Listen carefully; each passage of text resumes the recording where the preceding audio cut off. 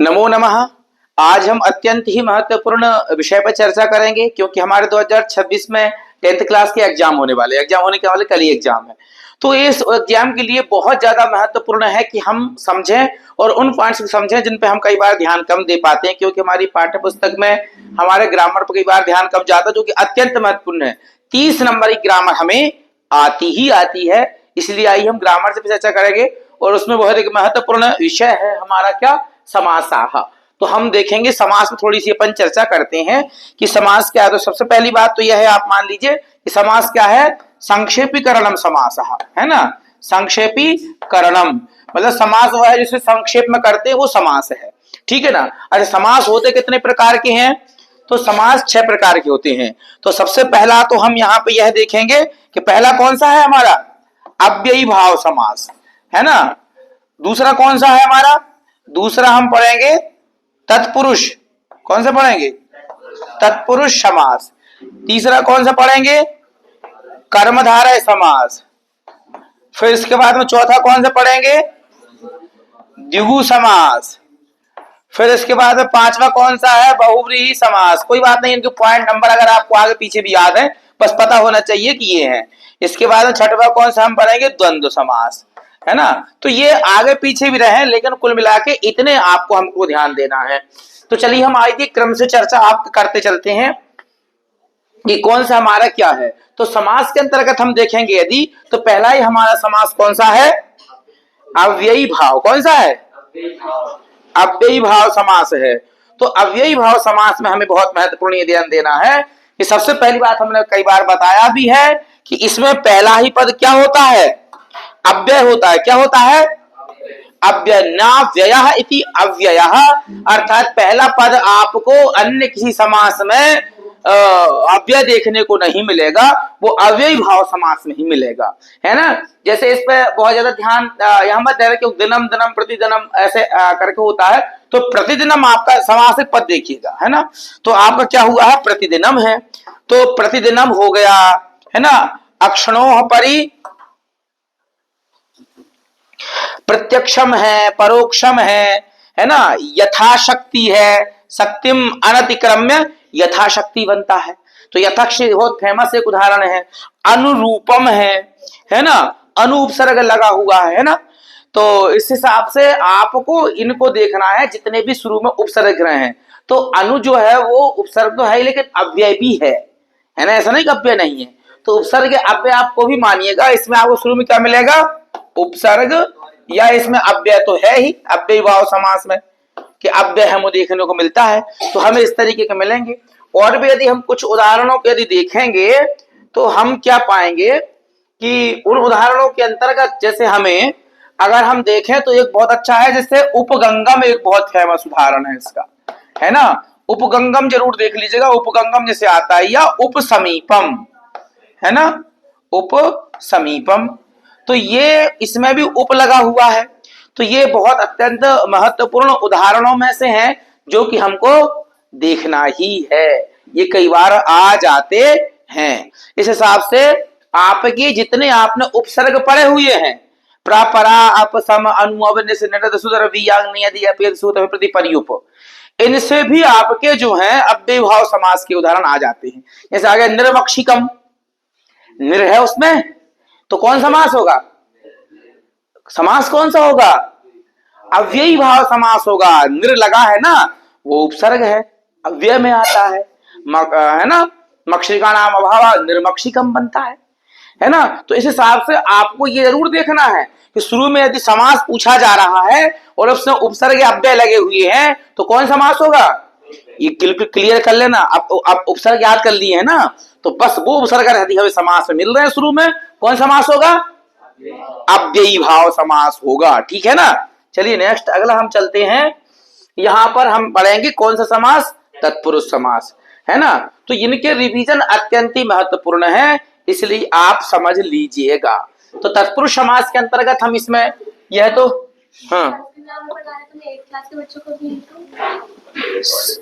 तो आप इनसे एक बार पूछिए, तत्पुरुष समास जो है, तत्पुरुष समास में हमेशा क्या है कि आपको इसमें द्वितीय विभक्ति से लेकर के कहां तक? सप्तमी तक समास होता है।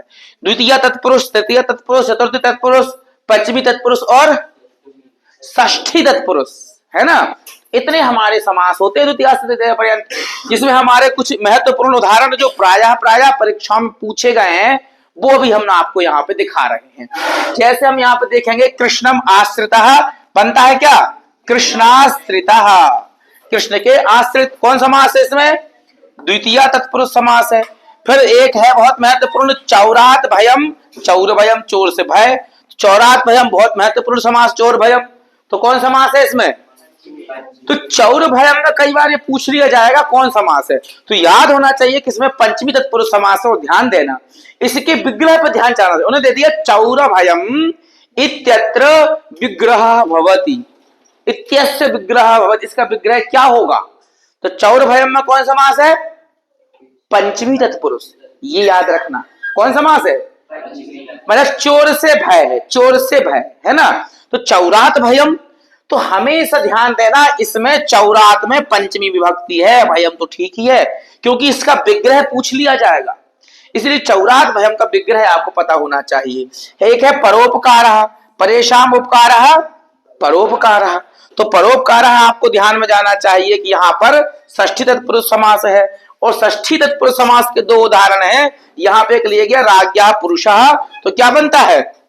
राजपुरुषः, ठीक है ना। ट्रिक आप किस तरीके से याद रख सकते हैं कि ये कौन सा है? तत्पुरुष समास है, पुरुष है, तो यहाँ राजपुरुषः है ना। राजा कैसा होता है? परोपकारी होता है, और जो किससे रक्षा करता है? चोर से रक्षा करता है, और भगवान कृष्ण पे आश्रित रहता है ना। तो राजपुरुषा बहुत फेमस उदाहरण है, बहुत फेमस। इसका विग्रह क्या होगा? राज्ञा पुरुषः। इनके आपको विग्रह जरूर याद रखना है, और यह भी याद रखना है कि राजपुरुषा में षष्ठी तत्पुरुष समास है, चौर भयम में पंचमी तत्पुरुष समास है, परेशान उपकारा परोपकारा षष्ठी तत्पुरुष समास है, कृष्णाश्रितः द्वितीय तत्पुरुष समास है। इन समासों के नाम आपको ये भी होना चाहिए कि इसमें कौन सा तत्पुरुष समास है, ठीक है ना। एक दो उदाहरण और मैं अगर आपको इसमें बता दूं तो आप यह मानिए कि इन समासों के अंतर्गत जैसे आप अगर जानना चाहें तो एक है दान पात्रम। कौन सा है? दान पात्रम, मतलब दानाय पात्रम, विग्रह होगा दानाय, चतुर्थी तत्पुरुष है ना, दानाय पात्रम, दान के लिए पात्र। तो ये चतुर्थी को उसमें नहीं लिखा था, चतुर्थी बता दिया। एक आपको सप्तमी का हम बता दे रहे हैं, सप्तमी तत्पुरुष है, जैसे कार्य कुशलः, कोई कार्य में बहुत कुशल है ना, कार्य कुशलः। तो ये कार्य कुशला का विग्रह क्या होगा? कार्ये कुशलः, कार्ये कुशलः। अब आप इसको उसी ट्रिक से बिठा लीजिए कि जो राजा होता है वो परोपकारी भी होता है और कार्य में कुशल भी होता है। राजा कार्य में कुशल रहते हैं कि नहीं? किसी भी कार्य में कुशल रहते हैं, और राजा दान भी करते थे ना, राजा महाराजा दान करते थे। तो दानाय पात्रम, दान पात्रम मतलब राजा जो है वो आपका कार्य कुशल है, वो परोपकारी भी है, वो दानी है, वो चोरों से रक्षा करता है, और भगवान कृष्ण पे क्या रहता है? आश्रित रहता है। इसलिए ये भी आप उसी ट्रिक से इसको संबंध कर लीजिएगा। अब हम देखते हैं अगले समास में चलते हैं, जो हमने लिया हुआ कौन सा? कर्मधारय समास, है ना। तो कर्मधारय समास को आप थोड़ा सा जरूर देख लीजिए। कर्मधारय समास की क्या विशेषता होती है कि इसमें सबसे पहले बात ध्यान दीजिए, कई बार उदाहरण याद नहीं भी आ रहे हैं तो आप इसमें यह देखेंगे कि विशेष विशेषण होता है। एक रहेगा विशेष और एक क्या रहेगा? विशेषण रहेगा। दूसरा इसकी है कि एक रहेगा उपमान और एक रहेगा क्या? उपमेय। और कभी कभी दोनों जो है विशेषण हो जाते हैं ना, जिसे हम कहते हैं उभय पद विशेषण, है ना। उभय पद विशेषण, दोनों ही पद विशेषण होते हैं। तो हम अगर यहाँ पे देख रहे हैं, पहले ही वाला लिखा है कृष्णा सर्पः, कृष्ण सर्पा लिखा हुआ है, मतलब काला सांप। तो सर्प की जो है विशेषता किससे बताई जा रही है? कृष्ण शब्द से बताई जा रही है। तो कृष्ण सर्पा में विशेष विशेषण समास है। दूसरा आपका है घन श्यामः, उपमान उपमेय है, घन इव श्यामा घन श्यामः। घन जो भगवान कृष्ण जो है, घन माने बादल किसे? समान श्याम वर्ण है, तो उपमा दी जा रही, उपमान उपमेय है, तो घनश्याम है। उसी प्रकार चंद्रमुखम, किसी का मुख जो है कैसा है? चंद्रमा के समान, भले हमारा नहीं है, तो चंद्रमा के समान मुख है तो चंद्रमुखम बनता है क्या बनेगा? चंद्रमुखम। कौन समास है? विशेष कर्मधारय समास, क्योंकि उपमेय भी क्या आ रही है? उपमान उपमेय का संबंध हो रहा है। एक इसके बाद में यहां पे हम क्या देख रहे हैं? महांच असौ पुरुषः महापुरुषः, महापुरुष देख रहे हैं। तो महापुरुष में कौन समास है? कर्मधारय के। तो बहुत महापुरुष है भाई, तो जो पुरुष की विशेषता महान से बताई जा रही है तो महापुरुष है ना। इसके बाद में नीलंच तत्कमलम, क्या हो जाएगा? नील कमलम।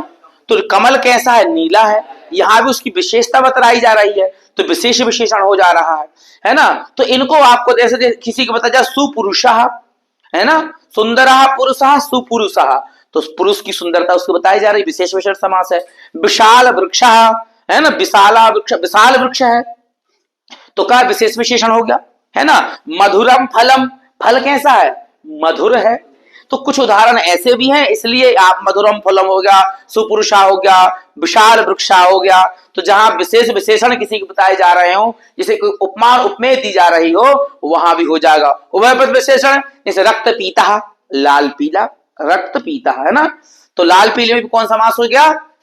कर्मधारय समास, क्योंकि दोनों पद ही क्या बता रहे हैं? विशेषता बता रहे हैं। क्योंकि काल, लाल और पीला किसी की विशेषताएं तो है। शीतोष्णम, शीत माने गर्म, ठंडा, उष्ण माने गर्म, शीतोष्णम। शीतोष्णम में भी कौन समास है? तो इसीलिए आपको ये याद रखना है कि इसमें विशेष विशेषण रहेगा, उपमान उपमेय रहेगा और उभय पद विशेषण रहेगा। तो क्या होगा? कर्मधारय समास होगा। इसके बाद में हम नेक्स्ट यहां पे यह देखते हैं कि यहां पे एक बताया जा रहा है द्वंद्व समास। तो आपको समास नाम से ही पता चल रहा है द्वंद्व। द्वंद्व मतलब कई बार किसी को कहते हैं झगड़े को। दो, वो झगड़ा किसमें होता है? दो व्यक्तियों में होता है, या दो से अधिक में, अकेले में तो होगा नहीं। तो द्वंद्व समास में कभी भी दो पद दिखाई देंगे या दो से अधिक पद दिखाई देंगे, 3 4 5 6 8 10 तक जितने भी होंगे, लेकिन दो तो रहेंगे ही रहेंगे, है ना। और द्वंद्व समास में दोनों ही पद क्या होते हैं? महत्वपूर्ण होते हैं। तो द्वंद्व समास में हमेशा आपको यह रखना है कि द्वंद्व मतलब दो में कोई चर्चा हो रही, और जब भी दो महत्वपूर्ण चीजें देखने को मिले जहां दोनों का महत्व दिखाई दे जा रहा हो, वहां द्वंद्व समास समझ लीजिएगा। जैसे हम कहें रामः च कृष्णः लक्ष्मणश्च, तो क्या बनेगा? राम लक्ष्मण, है ना, राम लक्ष्मण बनेगा। तो देखो राम का भी महत्व है और लक्ष्मण का भी महत्व है। रामायण जब हो रही थी तो केवल ऐसा थोड़ी था कि राम जी का ही महत्व था, लक्ष्मण जी ने भी उतनी भूमिका निभाई थी, है ना। तो राम और लक्ष्मण दोनों का महत्व है, तो दोनों का महत्व पता चल रहा है। माता च पिता च, क्या बनता है? पितरऊ।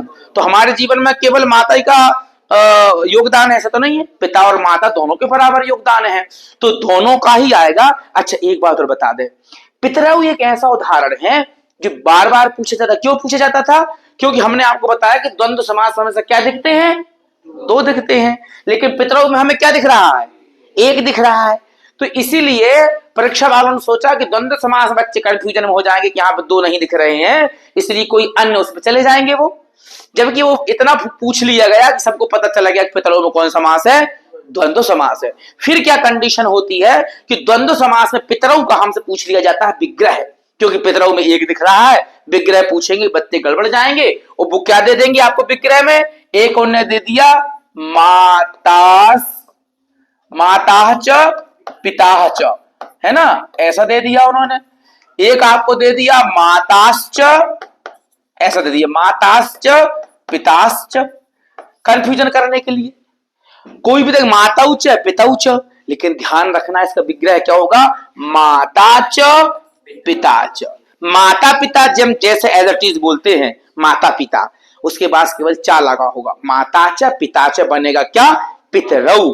इसलिए पितरऊ का जो है विग्रह वाक्य पूछ लिया जाता है।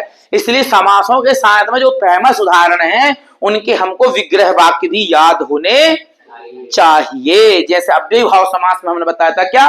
शक्तिम अनतिक्रम्य बनता है यथाशक्ति। तो शक्तिम अनतिक्रम्य, उसका भी ये उदाहरण रहे। और देख लेना भी परीक्षा में आपको इनमें से अंतर्गत ना पूछ लिया जाए तो, या इस डेफिनेशन को आपने समझ लिया, जितनी भी छोड़ी संक्षेप में ही आपको बता रहे हैं, इतने मात्र से आपके 3 नंबर में कहीं कोई कट नहीं रहेगा। इसमें बार बार इसलिए फोकस करा जाए समास पे, संधि पे, अव्यय पे, कारक पे, प्रत्यय पे, ताकि इनसे संबंधित कंफ्यूजन दिमाग से हट जाए। क्वेश्चन आंसर तो एक बार याद कर लेते तो एक बार पता चलता है कि इसका यही है, लेकिन यहां हमें कंफ्यूजन हो जाता है, तो इनको आप बड़े ध्यान से समझते चलिए। फिर एक है रामः च कृष्णः च, बनता है क्या? राम कृष्ण। क्या बनता है? राम कृष्ण। तो देखो यहां भी क्या है, राम का और कृष्ण का दोनों का है ना। द्वापर युग में कौन आए थे? कृष्ण जी आए थे। और त्रेता युग में कौन आए थे? राम जी आए थे। दोनों का महत्वपूर्ण योगदान है। तो द्वंद्व समास हमने बताया कि दोनों का महत्व आपको योगदान मिलता है, तो राम कृष्ण है ना। या शिव केशव, शिव और केशव मन भगवान कृष्ण, शिव केशव है ना। राम लक्ष्मण सीता रामौ, सीता और राम, तो सीता रामौ इसमें लिखा नहीं, लेकिन सीता रामौ भी आप उसको मान के चलिए। है पिता च पुत्रश्च पिता पुत्रौ, तो पिता पुत्र का दोनों का जीवन में योगदान होता है। एक समय ऐसा रहता है पिता पुत्र के लिए करता है, फिर पुत्र पिता के लिए करता है। तो इस हिसाब से इन महत्वपूर्ण उदाहरणों को आप देखते चलिएगा। आगे हम देख रहे हैं क्या आपके लिए द्विगु समास। तो द्विगु समास की क्या विशेषता है बताइए, क्या विशेषता है द्विगु समास की? कैसे पहचानते हैं आप क्या द्विगु समास है? अरे बोला भैया, बोला है। नंबरिंग रहती है इसमें, है ना। द्विगु समास में आपको क्या दिखती है? संख्या दिखती है। क्या दिखती है? संख्या दिखती है। सूत्र कहता है संख्या पूर्वो द्विगु, जहां पर संख्या पूर्व में होती है वहां पर द्विगु समास हो जाता है। तो संख्या पूर्व में जब भी रहे, जैसे द्वियमुनम, द्वयोः यमनयोः समाहारा द्वियमुनम, जब भी समाहार हो रहा होता है, समाहार अर्थ में होता है। और ध्यान देना, एक और बता दूं, संख्या रहे पूर्व में और लास्ट में क्या दिखे? म। क्या दिखेगा? या फिर दिखेगी ई, इकार भी होता है पहले, लेकिन मां के बहुत, क्योंकि जो द्विगु समास होता है वो नपुंसक लिंग में प्रयुक्त होता है, इसलिए मां दिखेगा, है ना। इसलिए इसका आप बात क्या है? दशाननः, दशाननः में यहां विसर्ग आ रहा, भले संख्या पूर्व में है, मां नहीं आ रहा है। तो जब भी ध्यान दीजिएगा संख्या पूर्व में है लेकिन लास्ट में बिंदियां आ रही, विसर्ग आ रही, तो पुल्लिंग हो गया वो। और ये किसमें जाएगा? नपुंसक लिंग में। किसमें प्रयुक्त होता है? ये हमेशा आपका नपुंसक लिंग में प्रयुक्त होगा। लास्ट में ऐसे मां दिखाई देगा, है ना, ईकार दिखाई देगी, जैसे त्रिलोकी। अभी त्रिभुवनम यहां दिया है, तो यहां पर देखो त्रयाणाम भुवनानाम समाहारा क्या बनता है? त्रिभुवनम, है ना। तो त्रिभुवनम बहुत महत्वपूर्ण है। या त्रयाणाम लोकानाम समाहारः बनेगा क्या? त्रिलोकी। तो ई भी दिखाई देगी कई बार, त्रिलोकी, है ना। त्रयाणाम लोकानाम समाहारा त्रिलोकी। फिर आगे देखेंगे क्या? पंचानाम वटानाम समाहारा क्या बनेगा? पंचवटी। या पंचानाम पात्राणाम समाहारा पंचपात्रम क्या बनेगा? पंचपात्रम। ऐसा भी बनेगा। मां आ रहा है यहाँ पे, लास्ट में ई आएगी या मां आएगा, शुरू में संख्या रहेगी। संख्या शुरू में रहने से गड़बड़ मत हो जाइएगा, क्योंकि दशानना हम बता ही चुके हैं जो कि इसका नहीं है। कौन समास का उदाहरण है? बहुब्रीहि समास का है ना। क्योंकि दशानन किसी की संज्ञा है, 10 है मुंह जिसके, 10 आननान यशा दशानना अर्थात रावण, है ना। अब देखो नवानाम रत्नानाम समाहारा नवरत्नम, या नवरात्रिनाम समाहारा क्या बनता है? नवरात्रम, है नवरात्रि जो हम करते हैं, है ना। या पंचरात्रम, पंचपात्रम, है ना। इस तरीके से एक और क्या? सप्त चतुर्ष सप्तर्षि बनता है, ठीक है। इसके बाद में एक जो है अष्टानाम अध्यायानाम समाहारा बनता है क्या? अष्टाध्यायी, है ना, अष्टाध्यायी, है ना। इसके बाद में ऐसे ही सप्तानाम अध्याय सप्ताह अष्टाध्यायी, और एक बनता है क्या? सप्तशती, है ना। तो इस तरीके से शुरू में संख्या आपको दिखाई दे रही, लास्ट में मां या ई दिखाई दे रहा है, वहां पर कौन समास होता है? द्विगु समास होता है। इनको आप बिल्कुल समझ के चलिएगा। आगे हम चलते हैं किस पे? बहुब्रीहि समास में। बहुब्रीहि समास में क्या आपको पता चलेगा? क्या आप समझते हैं बहुब्रीहि समास? बोलिए। हैं? महान पुरुषों के नाम आते हैं और ये किसी की संग नाम है, किसी की, है ना, किसी के नाम है, जहां की दोनों शब्दों का कोई महत्व नहीं है, कोई अलग व्यक्ति को बताया जा रहा है ना। इसमें अन्य पद प्रधान होता है। जैसे यहां पे लिखा है चंद्रशेखरा, तो ना तो यहां पे कोई चंद्र का महत्व है ना कोई शेखर का महत्व है, अर्थात चंद्रहा शेखरे यस्सा चंद्रशेखरा, चंद्र है सिर पे जिसके, तो चंद्रमा किसके शीश पे विराजमान है? भगवान शिव के। तो चंद्रशेखर का मतलब क्या निकलता है? शिव। क्या निकलता है? भगवान शिव। ना कोई चंद्र का महत्व ना कोई शिव का महत्व है, अर्थात अन्य पद प्रधान है। जैसे आप कहते पीतांबर, तो ना कोई पीत का वह मतलब है ना अंबर का मतलब है। किसका है? ये पीता अंबरा यस्सा पीतांबरा, मतलब पीले हैं वस्त्र जिसके भगवान विष्णु। तो हम पीतांबरा कह जरूर रहे हैं, लेकिन ज्ञान किसका हो रहा है? भगवान विष्णु का हो रहा है। हम जैसे कह दें कि लाल टी शर्ट वाला चश्मा लगाने वाला लड़का, तो ना तो लाल का कोई मतलब है ना चश्मा का मतलब है, अर्थात इस जो बैठा व्यक्ति क्या नाम है? हाँ, तो आयुष मतलब ऐसे हो गया। तो इस हिसाब से यहां पर उस वस्तु को कोई मतलब नहीं निकल रहा है, कोई अलग चीज आ रही है ना। तो यही है। तो इसी प्रकार देखो, दश आननानि यस्सा क्या है? कौन है दशानन? हाँ, रावण। तो इस हिसाब से समझना चाहिए आपको। ये यहाँ इसको बहुत कुछ नहीं मानना चाहिए, क्योंकि महान आत्मा यशसा महात्मा केवल ये महात्मा गांधी पे कई बार घटित होता है। तो महात्मा गांधी समय पाठ तब है, नहीं तो प्राय प्राय महात्मा कहाँ जाएगा? कर्म धारण। कहाँ जाएगा? हाँ, ये तो हमने वो महात्मा गांधी संबंध था इसलिए यहाँ पर डाल दिया, क्योंकि महात्मा गांधी के लिए, क्योंकि उसकी उनकी श्रेष्ठता विशेषता बताई जा रही है और महात्मा उनकी उपाधि थी, इसलिए यहाँ पर महात्मा आ गया था, अन्यथा ये वहां चला जाएगा।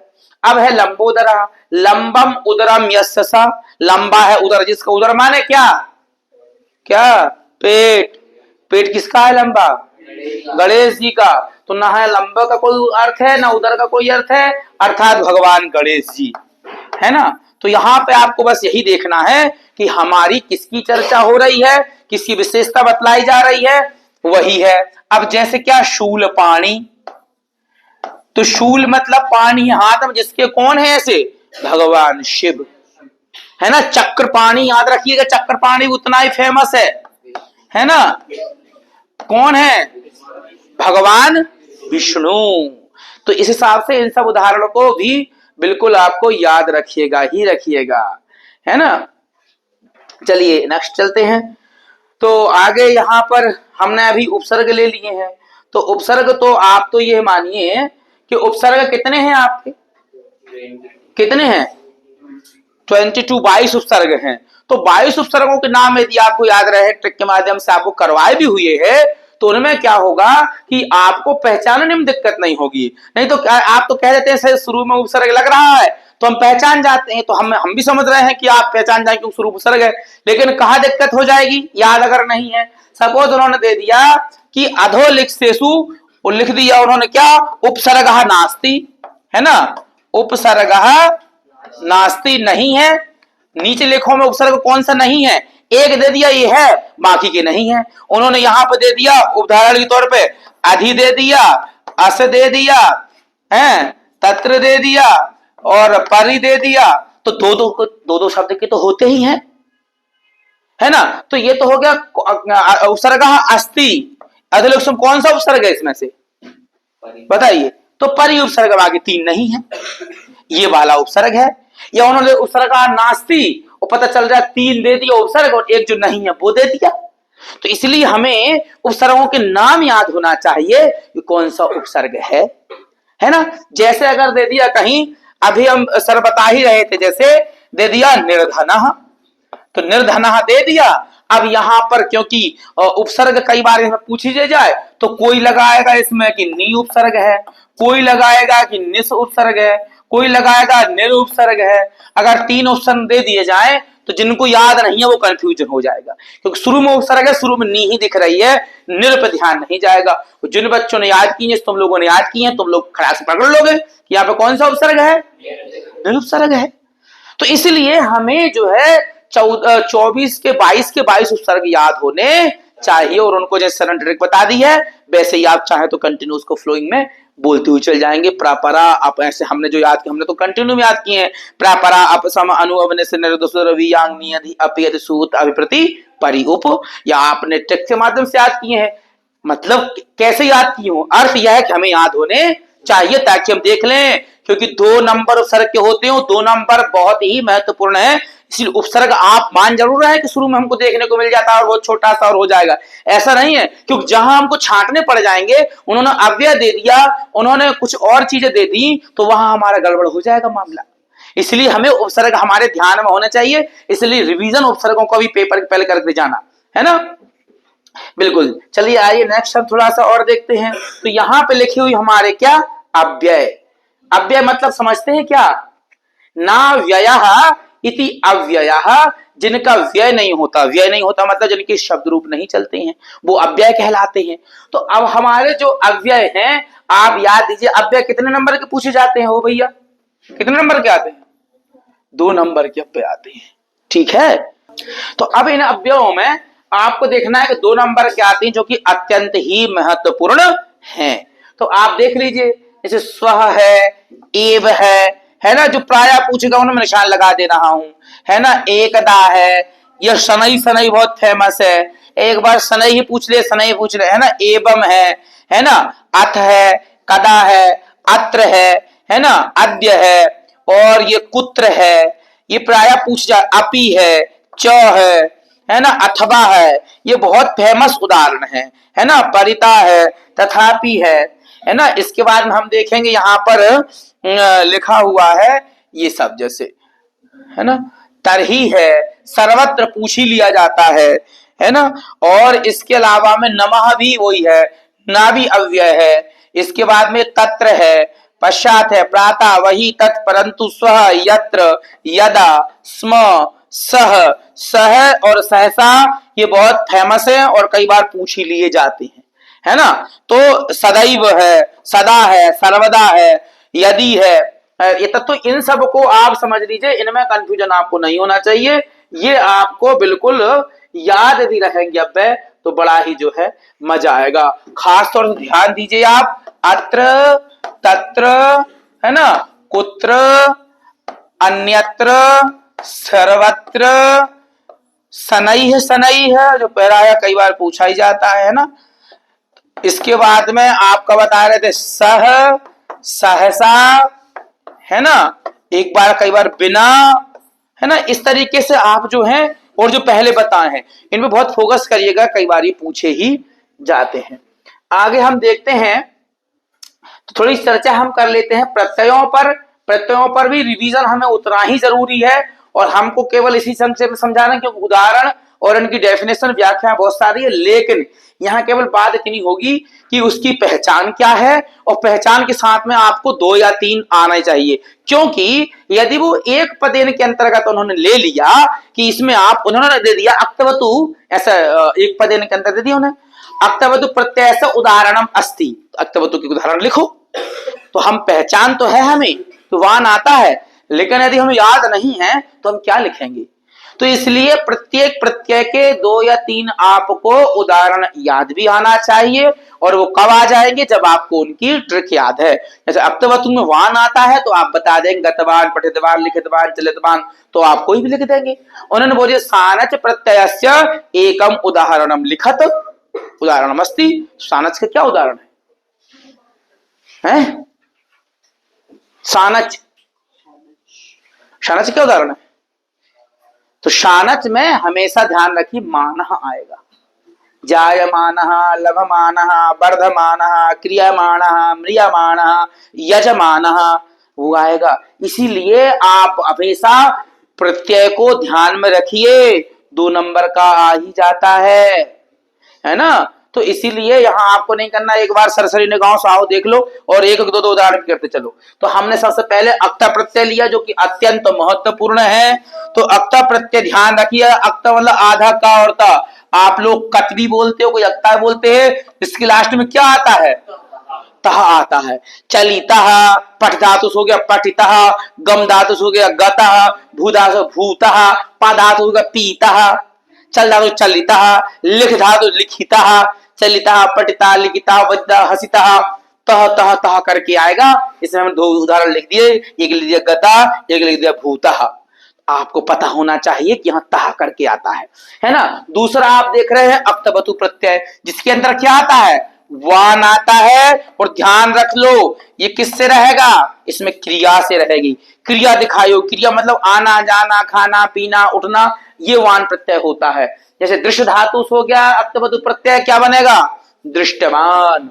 क्रि धातु हो गया कृतवान, गम धातु हो गया गतवान, पठ धातु हो गया पठितवान, लिख धातु हो गया लिखितवान, हस धातु से हो गया हसितवान। तो वान वान जब क्रियाओं में लगा रहेगा तो वहां पर अक्तबतु प्रत्यय होता है। और प्रत्ययों के गुण मैंने रात में बताए थे, लेकिन तुमको सुबह याद नहीं है, शानच प्रत्यय को उदाहरण नहीं बताया। तो यही है, हमें सीरियस रहना, केवल पढ़ना नहीं है, हमें पढ़ते हुए ये बार बार इसलिए सब कराया जा रहा है ताकि रिवीजन बना रहे हमारा।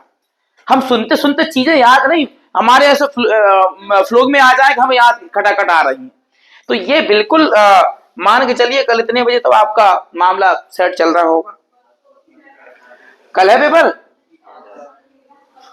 तो अब आइए इनको देख लेते हैं। हाँ, त्वा प्रत्यय है ना, कत्वा प्रत्यय आप इसे कहते हो, हम कहते हैं अक्त्व, आधा का आधा ता वाला हुआ। तो हमेशा इसमें लास्ट में क्या आएगा, त्वा आता है ना।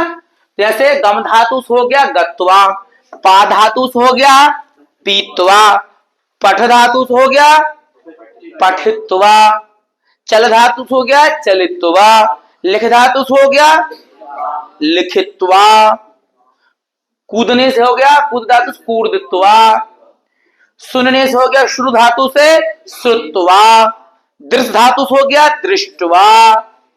त्वा त्वा करके आएगा तो कौन सा प्रत्यय है, कत्वा प्रत्यय है। बिल्कुल बिठा लीजिए खुले माइंड से एकदम, है ना। फिर हम यहाँ पे चलते हैं ल्यप प्रत्यय। भैया ल्यप प्रत्यय को बहुत ध्यान से समझिएगा। इसमें शुरू में क्या रहता है, बोला भैया, बोला हो, उपसर्ग रहेगा, फिर क्या रहेगा, धातु रहेगी, फिर लास्ट में प्रत्यय रहेगा। और प्रत्यय में भी क्या दिखता है, या दिखता है। जैसे प्रा उपसर्ग पूर्वक क्री धातु से जब ल्यप प्रत्यय हमने कर दिया तो बनेगा प्रकृत्य। शुरू में उपसर्ग दिख रहा है, बीच में धातु दिख रही है, लास्ट में प्रत्यय दिख रहा है। अधि उपसर्ग पूर्वक गम धातु से ल्यप प्रत्यय किया तो अधिगम्य, है ना। आ उपसर्ग पूर्वक जो आंग है, आ उपसर्ग पूर्वक दा धातु से ल्यप प्रत्यय कर दिया आदाय। प्रा उपसर्ग पूर्वक नम धातु से ल्यप प्रत्यय कर दिया प्रणम्य। प्रा उपसर्ग पूर्वक दा धातु से ल्यप प्रत्यय कर दिया प्रदाय। बी उपसर्ग पूर्वक ज्ञा धातु से ल्यप प्रत्यय कर दिया विज्ञाय। समझ में आ रहा है। तो एक ल्यप प्रत्यय का दिमाग में बैठा लीजिए। प्रा उपसर्ग शुरू वाला उपसर्ग हमेशा हम लोग देते रहते, दा धातु ल्यप प्रत्यय प्रदाय। एक तो लॉक करके जाना, क्योंकि यदि बाई चांस एक पद में दिया गया तो ल्यप प्रत्यय के एक उदाहरण और किस तरीके से है, तो शुरू उपसर्ग है, बीच में धातु है, लास्ट में प्रत्यय है, आप उसको लिख दें, है ना। हम नेक्स्ट चलते हैं। तो हम यहां नेक्स्ट में क्या देख रहे हैं, तुमुन प्रत्यय और अनियर प्रत्यय। दोनों ही प्रत्यय इतने सरल हैं क्योंकि ये हो ही जाते हैं, ये हम कर ही देंगे, लेकिन यदि पता रहे तो, यदि ध्यान नहीं तो नहीं होंगे। अनियर प्रत्यय है तो अनियर प्रत्यय में प्राय नियम नियम करके आता है। हमने यहाँ पे पुल्लिंग का लिया हुआ है नपुंसक लिंग में प्राय पूछा जाता है नी अगर करके रहेगा समझ ले, निया नियम निया कुछ भी रहे। जैसे चल धातु से चल नियम, गम धातु से गम नियम, भ्रम धातु से भ्रम नियम, श्रु धातु श्रवणीयम। नियम नियम करके आए, निया करके आए तो कौन धातु कौन प्रत्यय है, अनियर प्रत्यय है। बिल्कुल यहां पर आपको कंफ्यूजन नहीं जाना चाहिए। अनियर प्रत्यय के अंतर्गत कि यहां पे हमारा कौन सा है, अनियर प्रत्यय में नियम करके आएगा, है ना। अब यहां पर तुमुन प्रत्यय में हमें तुमुन तो तुम करके आएगा, जहां तुम हो वहां तुमुन प्रत्यय है। पठितुम, यहां से हमने दो उदाहरण ले लिए। पठ धातु तुमुन प्रत्यय हो गया पठितुम, भू धातु तुमुन प्रत्यय हो गया भवितुम, और गम धातु हो गया तो क्या होगा? गंतुम। क्या होगा? गंतुम, पठितुम, लिखितुम, चलितुम, वदितुम, श्रोतुम, है ना? तो तुम करके आएगा तो कौन प्रत्यय होता है? बोलो, तुमुन प्रत्यय रहेगा। ठीक है, तो ये बिल्कुल भैया याद करते चलिए। तब्यत तब्य अनियरः, है ना? तो अनियर भी प्रत्यय होते हुए तो उसमें तब्यत प्रत्यय है। तो ये भी चेतव्य या चेतव्या या चेतव्यम ऐसे करके आएगा। पठ धातु हो गया तो पठितव्यम, लिख धातु लिखितव्यम लिखितव्य, है ना? इस तरीके से कहेगा, पुल्लिंग में लिखितव्य बनेगा। और पठ धातु करेंगे तो पठितव्यम या पठितव्य, है ना? अक्तिन प्रत्यय में है ती आती है, नीति ही बुद्धि ही, है ना? इस तरीके से करके अक्तिन प्रत्यय का उदाहरण है। हम आगे चलते हैं क्षत्रिय प्रत्यय। क्षत्रिय प्रत्यय जरूर, क्षत्रिय प्रत्यय में क्या आता है लास्ट में? क्या आएगा? बोलिए, अन आएगा। क्या आएगा? अन याद रखो आप प्राय, क्योंकि ये इस तरीके से पूछा जाता है। जैसे ये कठ धातु से हो गया तो क्या बनेगा? कथयन। दृश्य धातु से हो गया, दृश्य को पश्य आदेश हो जाता है, पश्यन, है ना? हस धातु से हो गया, हसन। पठ धातु से हो गया, पठन। गम धातु से हो गया, गच्छन, है ना? तो इस तरीके से करके अन अन अन करके आएगा तो प्राय समझ लेना कौन सा है? क्षत्रिय प्रत्यय आपका है ना? अब क्षत्रिय के बाद क्या आता है? शानच। क्षत्रिय शानच अक्त अक्तवतु। तो ये साथ में चलते हैं उदाहरण। तो शानच प्रत्यय में प्रायः क्या आएगा? ये प्रायः प्रत्यय आपके तीनों लिंग में होते हैं, स्त्रीलिंग, पुल्लिंग और नपुंसक लिंग। तो यहां पर हम समझ लीजिए देख रहे हैं तो देख ले जाए, जिसमें मानह मानह करके आएगा। क्या आएगा? मानह आएगा या माणह आएगा, ना या ना रहेंगे। जैसे यहां पर लब धातु शानच हो गया, लभमानः पुल्लिंग में हो गया आपका, लभमाना स्त्रीलिंग में हो गया, लभमानम नपुंसक लिंग में हो गया, है ना? तो मानह करके मान तो आ ही रहा है ना? जैसे यजमानः, वर्धमानः, क्रियमाणः, म्रियमाणः, है ना? तो इस तरीके से करके मानह या माणह आए तो आप कौन समझते प्रत्यय समझेंगे? शानच। कौन सा? शानच प्रत्यय समझेंगे। अब इसके बाद में आता है मतु प्रत्यय। देखिए, मतु प्रत्यय और अक्तवतु प्रत्यय में कंफ्यूजन हो जाता है, मैंने पहले भी बताया है। यहां आपको नहीं करना है क्योंकि दोनों में वान आता है। जब आप अक्तवतु प्रत्यय पढ़ेंगे तो अक्तवतु की प्रत्यय में पहचान में हमने बताया था वान आता है, यहाँ मतु प्रत्यय में हमने लिखा है वान या मान आता है। लेकिन दोनों में अंतर इतना है कि अक्तवतु प्रत्यय जब आएगा वहां पे निश्चित है कि क्या हो रही होगी? कोई क्रिया हो रही होगी, किसी प्रकार का कोई आने की बात हो रही होगी, जाने की बात हो रही होगी, है ना? खाने की बात हो रही होगी। जब भी क्रियाएं होंगी तो अक्तवतु से वान आ रहा है, लेकिन किसी की यदि विशेषता बतलाई जा रही है, किसी की विशेषता बतलाई जा रही है अथवा किसी के गुण की चर्चा हो रही है, दोनों स्थिति मतु प्रत्यय होता है। जैसे हम कहें कि धनवान, है ना? तो धनवान जो है किसी की विशेषता, वो पैसे से बड़ा आदमी है, गुण है उसका। रूपवान कोई बहुत सुंदर है तो रूपवान हो गया। शक्तिमान किसी के अंदर बहुत शक्ति है, शक्तिमान हो गया। बुद्धिमान, आप बहुत तीव्र बुद्धि वाले हैं, बुद्धिमान हो गया। आपका बहुत यश है, यशवान। तो मतु प्रत्यय यहां पर होता है। मतु को मतु इत्यादि होकर सारी प्रक्रिया होती है, तो मतु मतु वही है। तो मतु प्रत्यय आपको यहां रहेगा, ध्यान रहे, बान में दोनों में गड़बड़ाना मत, अक्तवतु या मतुप में, है ना? अगर क्रिया से है तो अक्तवतु, शब्द से है, गुण किसी का दिखाई दे रहा है, विशेषता बताई जा रही है, तो मतु प्रत्यय है। अब हम यहाँ पर देखेंगे त्वा प्रत्यय, है ना? तो त्वा प्रत्यय भी पूछ लिया जाता है। तो यहाँ पर जैसे नर में आप मान लीजिए, मनुष्य में मनुष्यता नहीं है, मनुष्यत्वम बनेगा, है ना? पशु है, पशु के अंदर पशुत्व होता है, पशुत्वम है ना? वीर के अंदर वीरत्व होता है, उसका जो गुण है। गुरु के अंदर गुरुत्व होता है, लघु के अंदर लघुत्व होता है। तो एक उसका जो आंतरिक गुण है वो कौन बताता है? त्वा प्रत्यय, है ना, बताएगा। अब है टाप प्रत्यय। टाप प्रत्यय बहुत महत्वपूर्ण है, यह मान लीजिए आप, क्योंकि टाप प्रत्यय जो है हमेशा क्या काम करता है? पुल्लिंग को स्त्रीलिंग बना देगा, लड़का को लड़की बना देगा, है ना? जैसे हमने अगर कोई बालक है लिखा हुआ है यहाँ पर।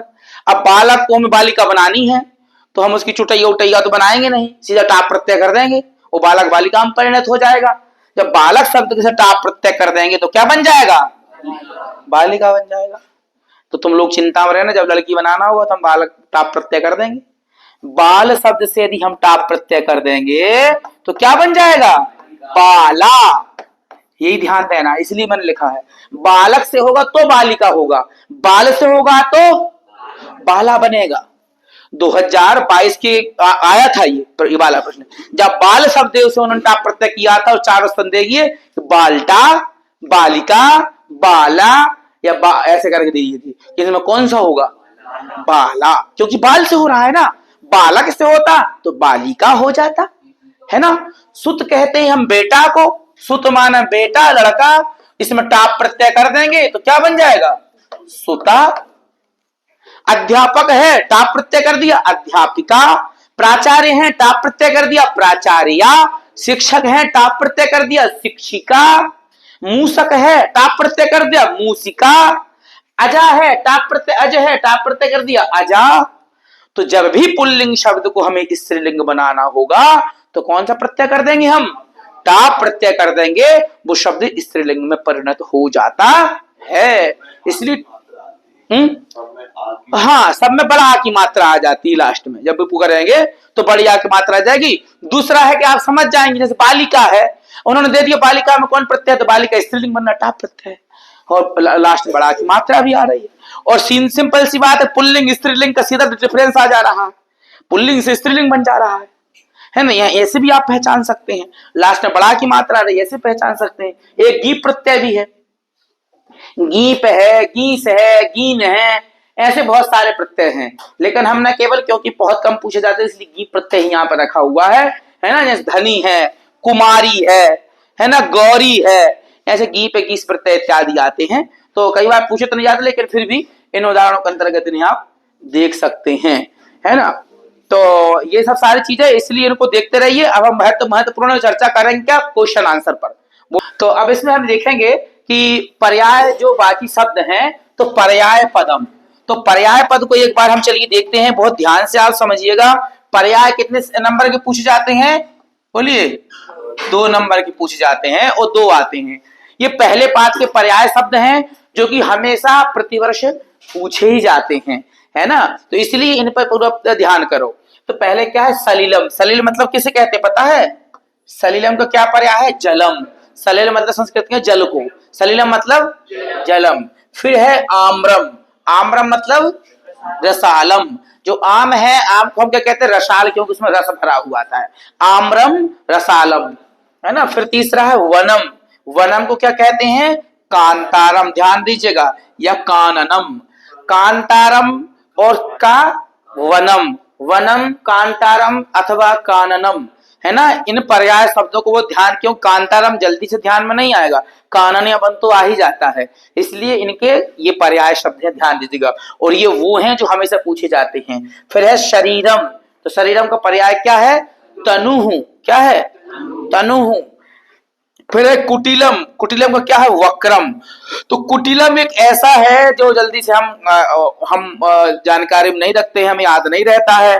कुटिल और वक्र दोनों नहीं है, तो कुटिलम का वक्रम होता है, इसलिए बिल्कुल इसको ध्यान में रखिएगा। कुटिलम का क्या है? वक्रम। फिर क्या है? पाषाण। पाषाण मतलब क्या होता है? पत्थर, है ना। पाषाण, इसका पर्याय होगा प्रस्तरम।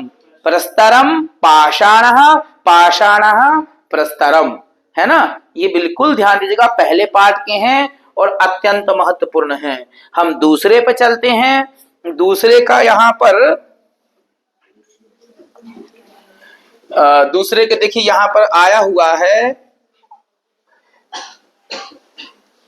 बताया हुआ शीघ्रम, है ना। शीघ्रम का क्या है? आजा भैया, आजा आजा। शीघ्रम, शीघ्रम का क्या है? शीघ्रम का है क्या? सत्वरम। शीघ्रम मतलब क्या? सत्वरम। पर्याय शब्द है, शीघ्रम भी वही है, सत्वरम भी वही है। श्रृगालः दूसरे पाठ के है ना। श्रृगालः का क्या है? जम्बुकः। श्रृगाल रहता है ना उसमें, तो श्रृगालः जम्बुकः। फिर क्या है? पत्नी। पत्नी का पर्याय क्या शब्द है? भार्या, है ना। पत्नी का क्या है? भार्या। वाइफ मतलब किया जाना, है ना, क्या है? भार्या। गच्छसी मतलब जाता है, इसका पर्याय क्या है? यासी। गच्छसी यासी। फिर क्या है? हिमाकरः। हिमाकरः मतलब निशाकरः या शशि ही, है ना, ये ध्यान दीजिएगा। संप्रति इसका क्या है? इदानीम और अधुना। ठीक है। देखिए हिंदी मीडियम इसके है ना, शीघ्र मतलब जल्दी जल्दी, और सत्वरम भी मतलब जल्दी जल्दी, है ना। और श्रृगाल मतलब कहते हैं जम्बू को, उसमें जो एक रहता है ना, लोमड़ी जिसे कहते हैं, तो वो है श्रृगाल, उसका पर्याय है जम्बुक। पत्नी मतलब तो समझते ही हो, उसका पर्याय भार्या है। गच्छसी मतलब जाता है, यासी मतलब भी जाता है ना। जाने अर्थ में निशा हिमकरः चंद्रमा को कहते हैं, वही निशाकर भी है, वही शशि भी है, चंद्रमा के पर्याय शब्द है। संप्रति मतलब अच्छी तरह से, इदानीम अभी, अधुना वही शब्द में है ना। तो वही चीजें है, कुछ ज्यादा नहीं है। समुदाचार हम कहते हैं ना, बहुत शिष्ट व्यक्ति अच्छा है, तो वही समुदाचार, इसके पर्याय शब्द क्या है? शिष्टाचार या सदाचार। ठीक है, तो ये पर्याय शब्द है इसके। पशुपति ही, पशुपति किसको कहते हैं? भगवान शिव को, जिसमें है शिव अथवा चंद्रशेखर। और चंद्रशेखर में कौन सा समास है? बहुव्रीहि समास है। गुड। तनयः, तनयः का पर्याय शब्द क्या? तनय मतलब कहते हैं बेटा को, तनय, है ना। तो सुता, सुता मतलब भी बेटा होता है, और पुत्र मतलब भी बेटा होता है। तो ये ध्यान दीजिएगा कि तनयः मतलब भी बेटा, सुतः मतलब बेटा, पुत्र। तो तनयः का पर्याय शब्द क्या होगा? क्योंकि तनय प्रायः सुना नहीं है, ये तनयः जो है ध्यान में नहीं जाता है। तो इसलिए तनयः को आपको बहुत ध्यान समझना, तनयः। और अब नेक्स्ट इसमें आता है क्या? सहस्र दीधिति। तो ध्यान दीजिए, सहस्र दीधिति कहते हैं किसको? भगवान सूर्य को। तो सहस्र दीधितः, सहस्र दीधिति, ऐसे ये पूछने वाले हैं, पूछे जाते हैं, इनके पर्याय क्या होंगे? सूर्यः, भानु, सविता। होने को रवि भी इसका पर्याय है, ध्यान दीजिएगा, लेकिन हमको वो पर्याय लिखना है जो पर्याय आपके पाठ के अंतर्गत दिए गए हैं, है ना। अगर उन्होंने सहस्र दीधिति दिया तो सूर्य या भानु सविता में से ही आप बताइए। होने को तो अनन्य नाम, कई सारे नाम है, बहुत सारे नाम है इनके, लेकिन हमको उसमें देना। फिर क्या है? प्रभूतम। प्रभूतम मतलब क्या होता है? भूरी बहुत सारा, विपुलम बहुत सारा, बहु मतलब बहुत सारा, विपुल बहुत सारी, है ना। फिर क्या है? श्रेयः। श्रेयः मतलब क्या है? कल्याण, बहुत अच्छी चीज है, या शुभम या शिवम, है ना। ये इसके पर्याय शब्द है। और हम देखते हैं नेक्स्ट, तो जैसे क्या है? चित्तम। चित्तम का क्या है? चित्त कहते हैं क्या? किसको? मन कह लो, चेता कह लो, अथवा मानसम कह लो। फिर क्या है? सभा। सभा को हम क्या कहते हैं? परिषद, सभा या संसद, है ना। फिर क्या है? चक्षुष। अब यहाँ इन दो पे ध्यान देना, ये दो ध्यान बहुत महत्वपूर्ण है, पूछे भी जाते हैं कई बार। चक्षुष है तो लोचन भी आंख को ही कहते हैं, नेत्रम भी आंख को ही कहते हैं, और नयनम भी है ना। मुख का जरूर याद रखना, मुख का आपको जल्दी नहीं आएगा। मुख का क्या है? आननम अथवा वक्त्रम अथवा वदनम। तो ये चक्षुष मतलब मुख के हैं, तो मुख के इन पर्याय शब्दों को याद रखिएगा। इसके बाद हम चलते हैं विलोम पद में। अच्छा, विलोम पद प्रायः ये पहले पाठ से लिए गए हैं, और आईएमपी हैं ये, कई बार आते ही आते 22, 23, 24 में पूछे ही गए हैं। इस बार फिर से इनकी संभावना है, इसीलिए इनको याद रखिए, और बहुत ज्यादा नहीं, सीमित कुछ ही है। जैसे सुकरम, सुकरम का विलोम क्या हो जाएगा? दुर्वहम। सुकरम मतलब सुलभ, दुर्वह माना कठिन, है ना। दूषितम, दूषित माना वही बेकार, पैरा। इसका क्या है विलोम? निर्मलम माना स्वच्छ, साफ। ग्रहणंती माना ग्रहण करता है, लेता है। मुंचति माना छोड़ता है। ग्रहणंती मुंचति, है ना। इसके बाद क्या है? निर्मलम, निर्मल है एकदम, है ना। और इसका विलोम क्या हो जाएगा? दूषितम, बेकार है, दूषित है। और दानवाय, उसका उल्टा क्या हो जाएगा? मानवाय। दानव जो पहले होते दानव, और उनका उल्टा मानव है। शांता है और अनंता, ये होगा। इसके बाद में अपन चलते हैं यहाँ, तो प्रथम, ये बहुत ज्यादा आईएमपी नहीं, लेकिन देख लीजिए, अभी पूछे तो नहीं गए, लेकिन फिर भी शायद इस बार पूछ ले। तो प्रथम, प्रथम का एक का उल्टा क्या होगा? दो, है ना। द्वितीय उक्त्वा माने बोलता है, श्रुत्वा माने सुनता है, बोलता है सुनता है, सुनकर बोलकर, अधुना अभी, और पश्चात माने बाद में, है ना, अधुना और पश्चात, बेला अबेला, बेला, बुद्धिहीना, बुद्धिमत, एक बुद्धिहीन है, बुद्धिमत बुद्धिमान है ना। इसके बाद में ये जरूर महत्वपूर्ण है और बार बार 22, 23, 24, 25 में पूछे गए हैं, वही वाले इनकी, इसको बहुत ध्यान से पूरों को जरूर देखिए। प्रसीदति, प्रसीदति में क्या है, प्रसन्न होता है, अवसीदति में दुख करता है। प्रसीदति का क्या है, विलोम अवसीदति, प्रसीदति अवसीदति। फिर क्या है, मूर्खा, मूर्खा का क्या हो जाएगा, पंडितः।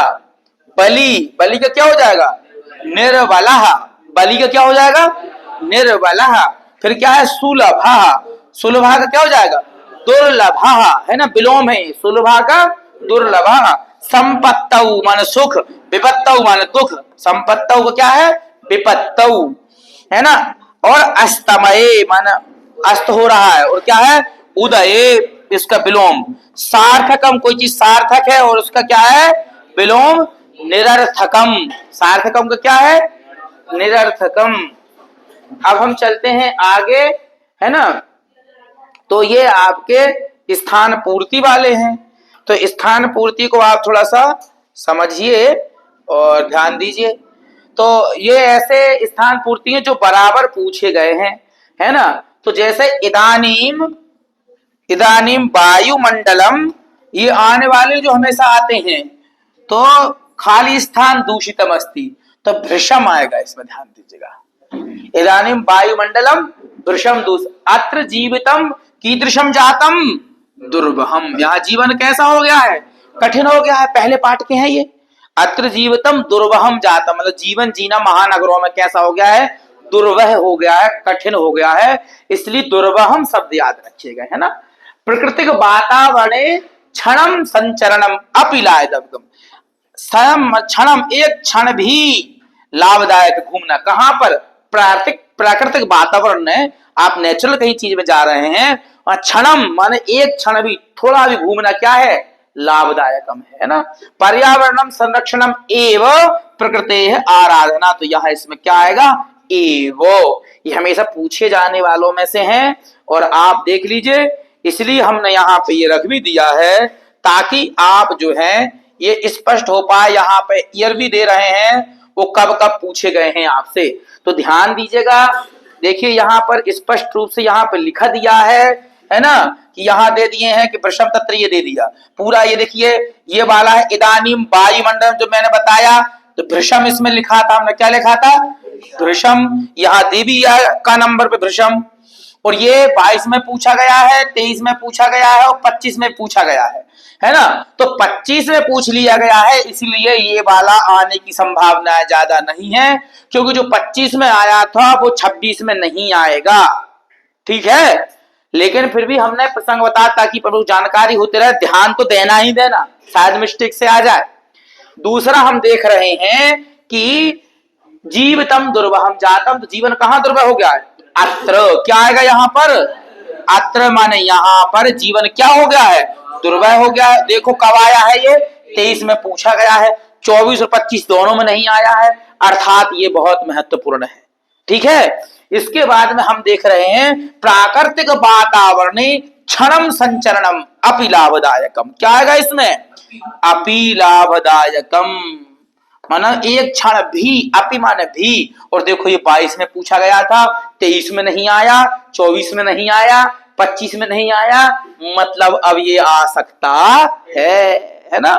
इसके बाद में हम देख रहे हैं कि पर्यावरण से संरक्षणम एवो, क्या आएगा इसमें, एवो, मतलब पर्यावरण संरक्षण ही, एव यानी ही प्रकृति की आराधना है। हम पर्यावरण का संरक्षण ही क्या है, प्रकृति की आराधना, पूजा करके तो करेंगे नहीं, अगर हम उसकी रक्षा कर रहे हैं पर्यावरण की, तो उसकी आराधना है। और ये देखिए कब आया था, 22 में और 24 में आया था, 25 में नहीं आया, इसलिए IMP समझिए सब सारे। फिर अंगा वाला यहाँ पे दिया हुआ है, खाली स्थान समय से सदुपयोग करनीय, तो सदा मतलब हमेशा क्या करना चाहिए, समय का सदुपयोग करना चाहिए, कभी कभार करना चाहिए, हमेशा करना चाहिए, सदा मतलब हमेशा। तो समय का सदुपयोग तो हमेशा ही करना चाहिए। और कब पूछा गया था ये, देखिए 23 और 24 में पूछा गया है, मतलब महत्वपूर्ण है। फिर है भूकंपित समये गमनम एव उचितम। कुत्र गमनम, भूकंप के समय में बहिर्गमनम, मतलब बाहर जाना उचित है। अगर भूकंप आ रहा है, आप घर में सो रहे हो तो सोइए, सो करके उठिए, बाहर निकलिए। इसलिए इस समय भूकंप आया है, आप सोकर उठिए, परीक्षा की तैयारी करिए, शानदार नंबर लेकर के आइए। कब आया था ये, 22 और 24 में आया था, 25 में फिर आ सकता है, बिल्कुल पूरी संभावनाएं हैं। फिर यहाँ पे दे रहा है खाली स्थान 2 जगह हैं, तो यहाँ पे क्या आ जाएगा, यत्र, मतलब जहां पर हरियाली है वहीं पर स्वच्छ पर्यावरण है। यत्र हरितिमा तत्र तो ये 25 में आया था, देखो, तो इसलिए इसकी संभावना बिल्कुल भी नहीं है, क्योंकि ये 25 में पूछा जा चुका है और 25 का पूछा हुआ इस समय मुश्किल ही है आए, है ना, इसलिए इस समय इसकी संभावना ज्यादा नहीं है। अब हम देखते हैं नेक्स्ट, तो नेक्स्ट अगला वाला क्या आ रहा है, यहां पर हम देख रहे हैं, देखिए इसको भी जूम कर देते हैं। तो जूम अगर हम इसको करके देख लें तो आप यह मानिए कि यहां पर दे रहे हैं, स्पष्ट रूप से बताया जा रहा है कि अब ये देखो का वाले में क्या दिया है, ये हमेशा 22 में पूछा गया था, 24 में, 25 में नहीं पूछा गया, ध्यान देना। का कहा, तो कौआ कैसा होता है, मेध्या मेध्य भक्षकः, मतलब पवित्र अपवित्र कुछ भी खा लेता है ना, मेध्या मेध्य भक्षकः, मतलब अच्छा बुरा कुछ भी खा लेता। कौन, का कहा, मतलब कौआ, मेध्या मेध्यम भक्षकः, तो इसका आ जाएगा मेध्या मेध्य। ये यहां भी लिखा हुआ है, ये भी अच्छे से देख लेना। खावाले में लिखा हुआ है परभृत अपिकप्यते, तो परभृत पता है किसको कहते हैं, पिकह को।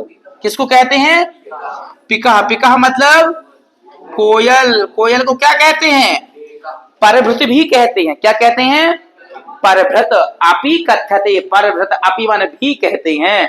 और ये 24 में आया था, मतलब 25 में इसकी आने की फिर से संभावना है। मतलब ये वाला समझ लीजिए बहुत महत्वपूर्ण है, ये वाला पूरा अत्यंत महत्वपूर्ण है, इसलिए इसको बहुत ध्यान से पढ़ना। बकहा, जो बक होता है वो अविचलः, और क्या है, स्थित प्रज्ञा। कैसा होता है बक, अविचलः स्थित प्रज्ञा, है ना, स्थित प्रज्ञा होता है। तो ये यहां से आप देख लीजिएगा, यहां भी लिखा हुआ है, यहां समझ में ना आया तो स्थित प्रज्ञा तिष्ठति, 23 में आया था, मतलब 24 में नहीं आया, 25 में नहीं आया, ये सब आ सकते हैं।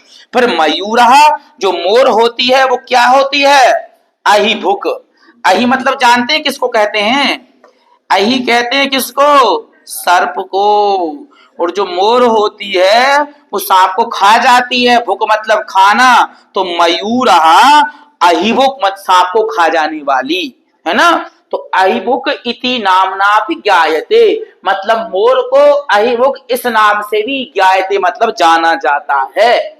और कब आया था, 23 में आया था, ये इसलिए बहुत महत्वपूर्ण है।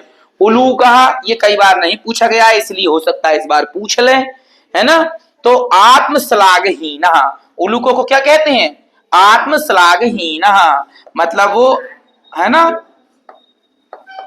आत्मश्लाघहीन पद निर्लिप्ता चासीत, वो जो हमने पढ़ा था विचित्रा साक्षी पाठ, उसमें, सॉरी विचित्रा साक्षी नहीं, क्या था वो, प्राकृतिक वातावरण वाला पाठ है, तो उस वाले पाठ में ये दिया हुआ प्रकृति शोभा, सौहार्दम प्रकृति शोभा, तो वहां पे उल्लूक विषम ये बार आया है।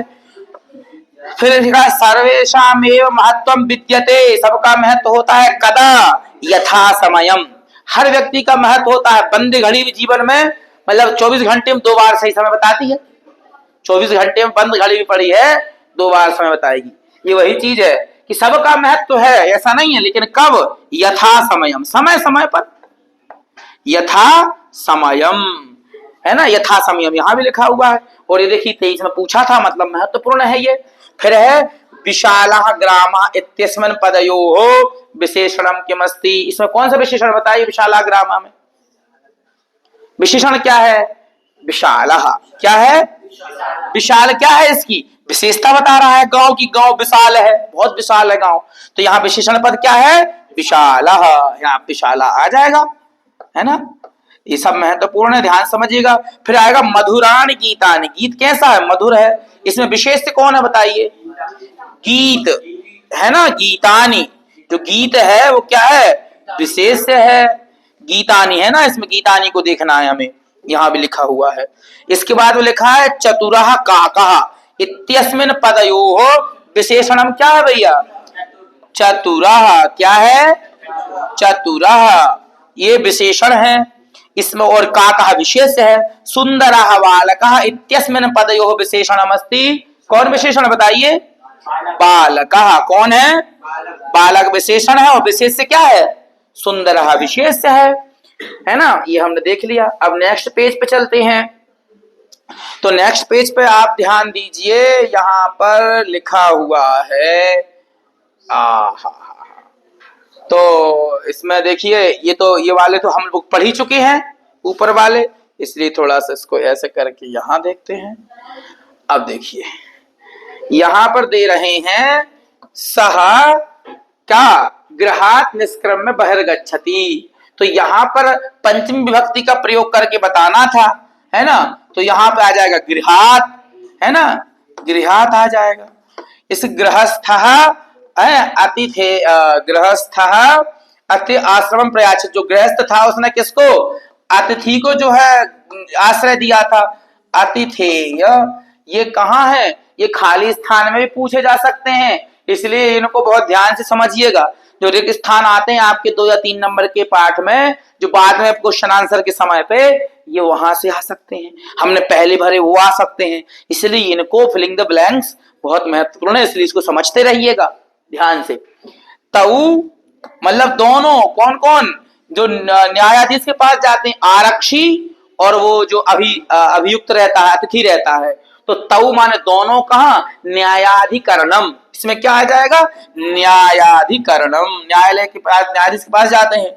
घा में चौराभियोगे त्वं वर्षत्रयं कारादंडम लप्स्यसे, तो अस्मिन चौराभियोगे क्या आएगा इसमें? अस्मिन, मतलब इस चौर योग में तुम जो है 3 साल का कारादंड पाओगे। अस्मिन चौराभियोगे, है ना। चौरस्य, चोर जो है क्या कैसे जग गया था? पाद ध्वनि ना, मतलब पैरों की ध्वनि से वो जाग गया था, तो कहा जाएगा पाद ध्वनि ना, पैरों की ध्वनि से, है ना। पाद ध्वनि ना प्रबुद्धा अतिथि, अतिथि जो घर में सोया हुआ था कैसे जाग गया था? पैरों की ध्वनि से। तो ये बहुत महत्वपूर्ण है। और करीच सिंहस्य बलम ना, करीर सिंह के मतलब हाथी के और शेर के बल को कौन नहीं जानता है? मूषकः, करीच सिंहस्य बलम न मूषकः, है ना। शेर और हाथी के श्लोक आया ना, करीच सिंहस्य बलम न मूषकः, बलि बलम वेत्ति न वेत्ति निर्बला, गुणिम गुणिम वेत्ति न वेत्ति निर्गुणः, करीच सिंहस्य बलम न मूषकः, है ना। तो ये वहां आया है, इसलिए ये बहुत महत्वपूर्ण में से है। अब हम देखते हैं यहां पर, तो आप यह देखिए कि ये जो घटनाक्रम है, कथाक्रम संयोजन जिसे हम कहते हैं, ये कथाक्रम संयोजन मान लीजिए आपका 22 में भी आया, 23 24 में आया था, 24 में आया, 24 में आया, तो ये वाली लाइन जरूर 25 में आई थी, तो ये नहीं आएगी। तो आप ये ध्यान दीजिएगा कि ये जो कथाक्रम संयोजन है वो 22 23 24 22 23 25 24, देखिए प्रायः कथाक्रम संयोजन यहीं से आता है। तो इसलिए कथाक्रम संयोजन क्योंकि एक ही पाठ में है आपके, तो इसलिए कौन सा पाठ है वो? कौन सा पाठ है बताइए? बुद्धर बलवती सदा, दूसरा पाठ। तो जो ये कथाक्रम संयोजन समझते हैं कितने नंबर का आता है? 3 नंबर। इसमें क्या करना पड़ता है? क्या करना पड़ता है इसमें? इसमें जो है लाइनें दी होंगी 4 वहां पर, उन 4 लाइनों को हमें क्या करना है? क्रम से जमाना है, सही क्रम से जमाना है। तो आओ इन लाइनों पर बात कर लेते हैं, इनकी अर्थ सहित हम बताते हैं आपको, ताकि आपको कहानी जो है वो दिमाग में रहे। सामान्य कहानी ये रहती है कि बुद्धिमती नाम की महिला रहती है, वो दोनों अपने बेटों को लेकर के कहाँ जा रही है? अपने पिता के घर जा रही होती है। बीच में उसको घने जंगल में शेर मिल जाता है, और दोनों देख करके वो अपने बच्चे को मारती है, और शेर को लगता है कि कोई बाघ को मारने वाली है। वो अपने बेटे से कहती तुम क्यों लड़ रहे हो? कि मैं खाऊंगा बाद में खा लेना। शेर भाग के जाता है, उसको रास्ते में श्रृगाल मिलता है जिसको जम्बू कहा कहते हैं। तो शेर से कहता तुम कहाँ भागे जा रहे हो? तो शेर ने कहा कि जंगल में कोई बाघ को मारने वाली आई है। तो सियार ने कहा चलो मैं चलता हूं उसके पास में, क्या होगा। ऐसा जब उसने बोला तो जब उसके पास में आती है तो जो बुद्धिमती रहती महिला वो शेर की तरफ दौड़ती है और कहती है कि मैंने तुमसे बोला था कि तुम 3 बाघ लेके आना। सियार से कहती तुम 1 लेके आए। ऐसा करके वो भाग जाती है। और बाद में ये पता चलता है कि कोई भी कठिन से कठिन काम में जो मति वैभवशाली होता है, जो बुद्धिमान होता है, वो जीत जाता है। तो ये छोटी सी कहानी मैंने संक्षेप में बताई। तो यहां हम चलो लाइनों में बिठाते हैं। तो एकम मार्गे सा एकम व्याघ्र व्याघ्र मारिति मत्वा पलायिता प्रत्युत्पन्न सहस्रकालम आक्षेपन्ति उवाच, है ना। तो यहां पर अगर हम देखेंगे तो अस्ति देवलाख्ये नामो ग्राम। तो यहाँ पर अच्छा देखो यहाँ नंबरिंग भी दी हुई है। ये का नंबर पे आएगा क्या, अस्ति देवलाख्य नामनी ग्राम, ये 1 नंबर पे आएगा, है ना। 2 नंबर पे खा पे कौन सा आएगा, तत्र राज सम्मो नाम राजपुत्रा, मतलब एक देवलाख नाम का ग्राम था, वहां पर जो है राजपुत्र नाम का जो है एक राजा का बेटा रहता था। तत्र राजपुत्र नाम बसति स्म, एक गांव था देवलाखे का, उसमें राज सिंह नाम का बेटा रहता था। अब तीसरी लाइन क्या है, ग बुद्धिमती पुत्र दयोपेता पितृगृह प्रति चलिता। तो बुद्धिमती जो रहती है वो दोनों बेटियों को लेकर के अपने पिता के घर जा रही होती है। ये तीसरे नंबर पे लाइन आएगी। और इसके बाद में चौथे नंबर पे घा में क्या दिया, मार्गे सा, जब वो जा रही थी हमने बताया कि उसने एक रास्ते में बाघ देखा, यही हुआ था ना। तो सा मतलब उसने मार्गे सा एकम व्याघ्रम अपश्यत, उसने मार्गे सा एकम, तो ये आएगी कौन सी, चौथी लाइन होगी। उसने एक बाघ देखा। व्याघ्रम दृष्ट्वा सब पुत्र उतारयन्ति, हमने बोला ना उसने बाघ को देखा तो उसने अपने बेटे को मारा कि तुम लड़ रहे हो कि मैं खाऊंगा मैं खाऊंगा। तो ये वाली जो लाइन है व्याघ्रम दृष्ट पुत्र उतारयन्ति, तो व्याघ्रम दृष्ट पुत्र उतारयन्ति ये 5वें नंबर पे आ जाएगी। इसके बाद में 6वें नंबर पे कौन जाएगी, अधुना एक में विभजिताम, है ना, तो इसी में आ गया। च व्याघ्र व्याघ्र मारी इति मत्वा पलायिता, बाघ ने सोचा ये कोई बाघ को मारने वाली है, इसलिए सोच कर कैसा भाग गया। तो व्याघ्र व्याघ्र मारी इति मत्वा पलायिता, ये आ जाएगी 6वें नंबर पे लाइन आएगी, है ना। इसके बाद में 7वें जम्बुका कृतोत्साह व्याघ्रम पुनः, अब जब जम्बुक शेर भाग के चला गया तो वहां रास्ते में कौन मिल गया, जम्बुक मिल गया। जब सियार, उसने कहा तुम कहां भागे जा रहे हो, मनुष्य के डर से, तो उसने उसको उत्साहित किया। जब उत्साहित किया तो वो साथ में लौट के आ गया। वही लिख रहा है देखो, जम्बुका कृतोत्साह, जम्बुक के उत्साह से, व्याघ्र माने बाघ, पुनः माने फिर से, कान्नम माने जंगल में, आगच्छत माने आ गया, है ना। तो जम्बुका कृतोत्साह, तो देखो कहां है जम्बुका कृतोत्साह, ये आ जाएगी 7 नंबर पे, है ना। इसके बाद में देखो, प्रत्युत्पन्नमति शास्त्रकालम आक्षेपन्ति उवाच, प्रत्युत्पन्नमति माने वो प्रेजेंट ऑफ माइंड वाली जो महिला है, उस श्रृगाल को देख करके उससे बोली, तो प्रत्युत्पन्नमति ये देखो ये आ जाएगी 8वें नंबर पे, है ना। अब इसके बाद तुम व्याघ्र त्रयम आने तुम प्रतिज्ञाए एकमेव आनीतवान, जब उसने देखा कि सियार ने जो है हौसला दिया बाघ को, लौट करके आ गया, तो वो दौड़ी और सियार से बोली, जम्बुक से बोली, क्यों रे जम्बुक, मैंने तुमसे कहा था 3 बाघ लेके आना, तुम 1 लेके आए हो। तो जब व्याघ घबरा गया कि मतलब इसने सेटिंग की है जम्बुक से कि ये मुझे लेके आ गया, आज मरवाने के लिए मुझे आ गया, इसने कभी फंस गया होगा, इसने कहा होगा मैं मुझे छोड़ दो मैं 3 बाघ लाके दूंगा। तो वही तुम व्याघ्र मन, तुमने 3 बाघों को आने तो मन कहा था, प्रतिज्ञा मन प्रतिज्ञा की थी, एकमेव आनीतवान, तुम 1 लेके आए हो आज, है ना। तो ये आएगी किस नंबर पे, 9वें नंबर पे। और गलबद्धा श्रृगाला व्याघ्रम पुनः पलायिता, गले में कंधे में बांध के लेके आया था व्याघ्र, वो फिर से भाग जाता, पुनः पलायिता, तो ये आ जाएगी 10 पे। अब ये है तो 10 लाइन, इन 10 लाइन में कितनी आएंगी, 4 लाइन आएंगी, आधे नंबर की 1 आएगी।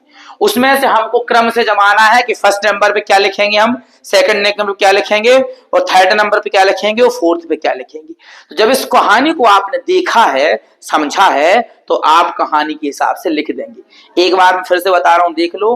पहले नंबर पे है कि अस्त देवलाख्य नाम नो ग्राम, देवलाख्य ग्राम था, वहां पर एक दो राज सिंह नाम का राजा का बेटा रहता था, ठीक है। तीसरे नंबर का आएगा पुत्रमती, दोनों बेटों को लेकर घर जा रही थी। चौथे नंबर का उसने सा मार्गे एकम व्याघ्रम ददस, उसने एक रास्ते में बाघ देखा और व्याघ्रम दुष्ट बाघ को देख करके सा मतलब वो बुद्धिमती पुत्र उतारवंती अपने बेटे को मार के बोली उवाच माने बोली क्या बोली अधुना एक में व्याघ्रम विभज्य भुज्यताम एक बाघ को भी मार के खा लो दूसरा मिलेगा आप देखेंगे।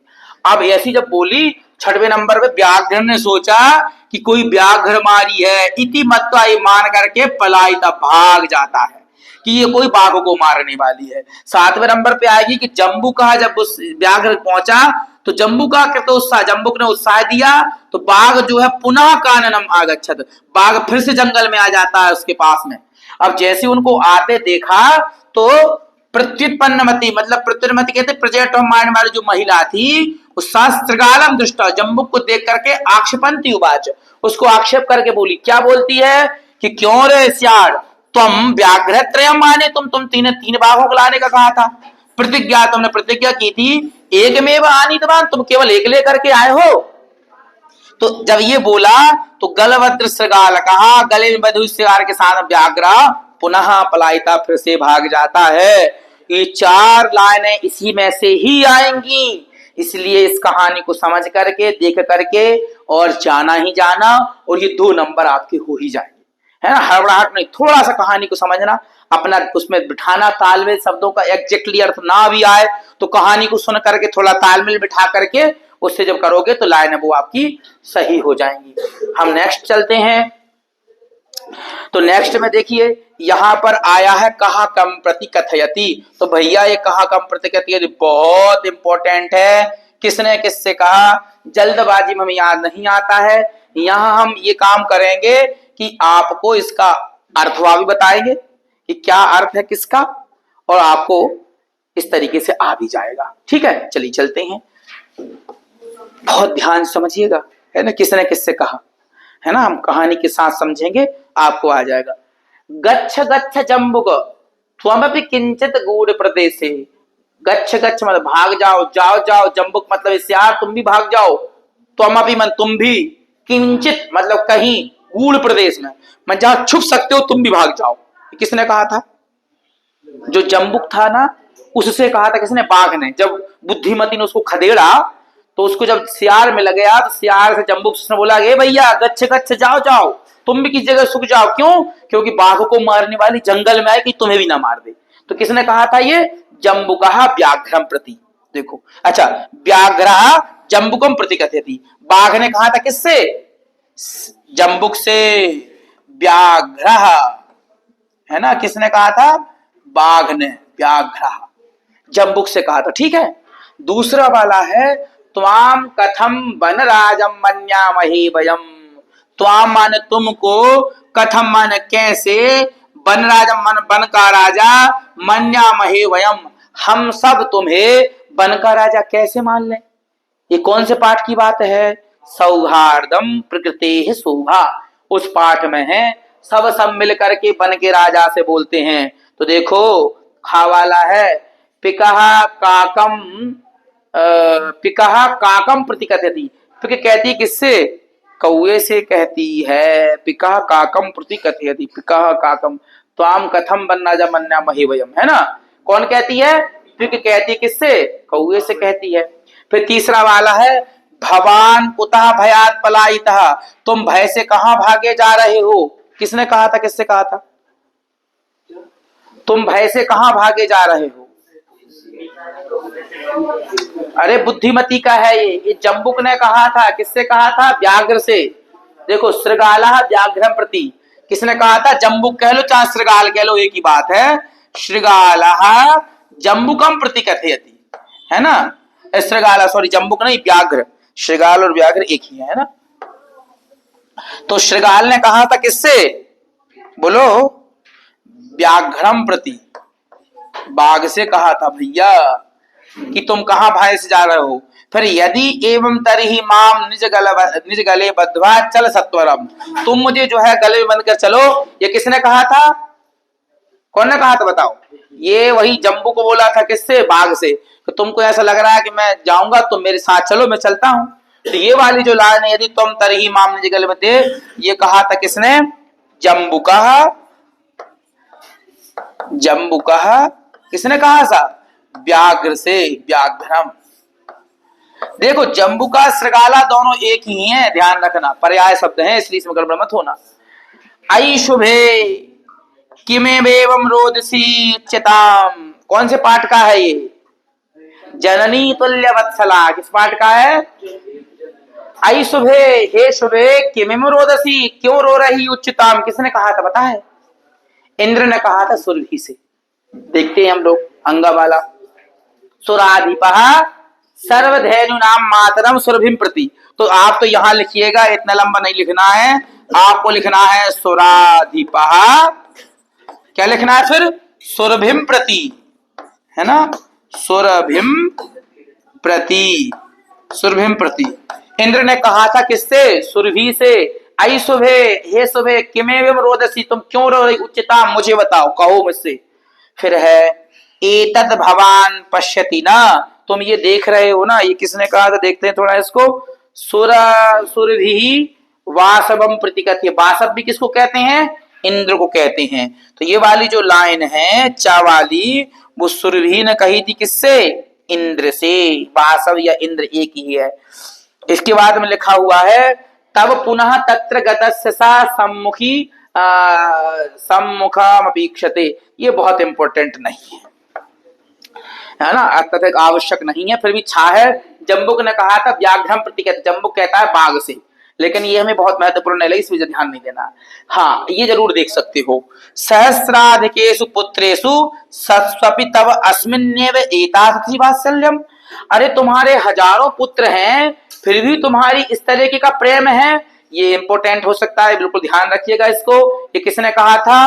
बासवः, बासव मतलब वही इंद्र, ये वाला बता रहा हूं, ये वाली लाइन है ना, वासवः मतलब इंद्र, किससे कहा था? सुरभिम, सुरभिम प्रति कथयति, ये नीचे भी लिखी हुई है, इस तरीके से भी आप इनको देख सकते हैं।